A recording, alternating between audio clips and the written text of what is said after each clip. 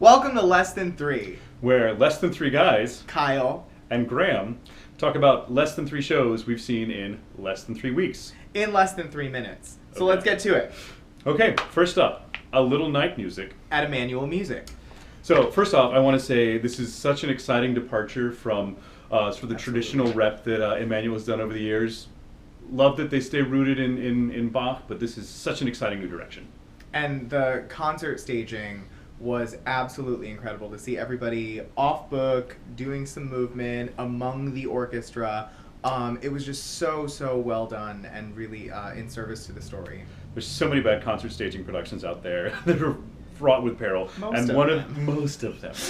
Yeah, and one of the major perils of concert stagings is balance. So well done to everyone for that. The singers were so easy to hear, such great diction, and the orchestra played so expressively while still constraining themselves so that the singers could always be heard. It was awesome. And it was just so incredibly well cast throughout. Yeah. Emmanuel regulars, some theater people, some students from Boston Conservatory. Everyone really was just perfect for their character.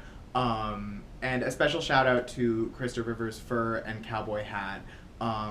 They really made the Outstanding show performance. Outstanding performance to them. Hey, speaking of fur, and of ridiculous segues, Another show we've recently seen Venus in Fur. at the Huntington Theatre Company. So first off, I should say, one of my personal preferences is theater that's really focused on storytelling, Absolutely. where you can't hide behind, the spectacle of these wild cinematic showcases. So I love seeing a performance that's in one location. It's just a couple of performers. So it's really focused on characters and storytelling. I think that's some of the most poignant theater out there. And the Huntington has really done that well in this production and in general lately, I think. Keep it up, guys.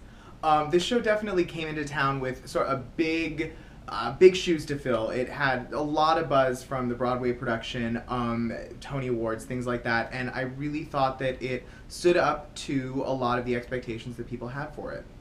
Yeah, and I love the night that I was there. It was one of these blizzard nights with 2 inches of snow, but that was enough to scare away all the wimps. So the audience just showed up with a lot of energy, and you could just sort of feel the performers feeding off it right away. And I particularly remember the moment when Vonda stepped off stage and then came out of the closet in character for the first time. There was just sort of an audible murmur in the audience, and from that on we could tell we were all just sort of putty in their hands.